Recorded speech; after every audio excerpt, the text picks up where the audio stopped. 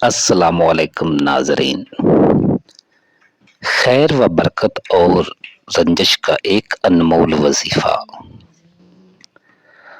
حضرت ابو ہریرہ رضی اللہ تعالی عنہ سے روایت ہے کہ حضور صلی اللہ علیہ وآلہ وسلم نے فرمایا کہ جو فجر کی نماز کے بعد 12 مرتبہ یہ سورت پڑھے گا تو اس کا ثواب پورے قرآن کی مثل ہوگا، اور وہ اس دن اہل زمین میں سب سے زیادہ بہتر ہوگا جبکہ وہ متقی ہو۔ حضرت ابن عباس رضی اللہ تعالی عنہ سے روایت ہے کہ رسول صلی اللہ علیہ وآلہ وسلم نے فرمایا کہ جو شخص ہر فرض نماز کے بعد یہ سورت پڑھے گا، اللہ تعالیٰ اس کے لیے اپنی خوشی اور مغفرت لازم فرما دے گا۔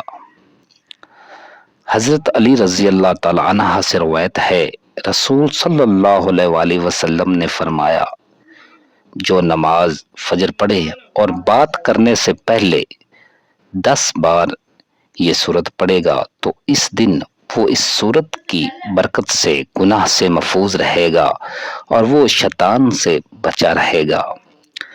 حضرت ابن عباس رضی اللہ تعالی عنہ سے روایت ہے کہ انہوں نے فرمایا کہ جو 4 رکعتوں میں 200 بار، ہر رکعت میں 50 بار یہ سورت پڑھے گا تو اللہ تعالیٰ اس کے 100 سال یعنی 50 اگلے اور 50 پچھلے سال کے گناہ معاف فرما دے گا۔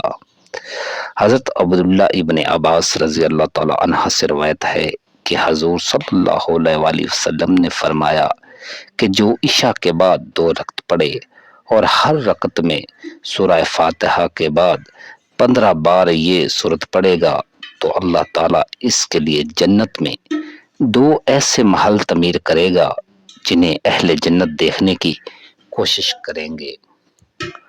ناظرین، وہ سورہ کون سی ہے؟ میرا خیال ہے ہم سب کو وہ سورت آتی ہوگی۔ وہ سورت ہے سورت اخلاص۔ قل هو اللہ احد اللہ الصمد لم یلد ولم یولد ولم یکن لہ کفوا احد۔ بسم اللہ الرحمن الرحیم۔ ناظرین، اگر ویڈیو پسند آئے تو چینل کو سبسکرائب کریں اور ویڈیو کو لائک کریں اور کمنٹس میں اپنے خیالات کا اظہار کریں۔ اگر آپ کچھ پوچھنا چاہتے ہیں خیر و برکت کے لیے، دولت کے حصول کے لیے، کوئی بھی وظیفہ، تو آپ کمنٹس میں ہم سے پوچھ سکتے ہیں۔ شکریہ ناظرین، السلام علیکم ورحمۃ اللہ وبرکاتہ۔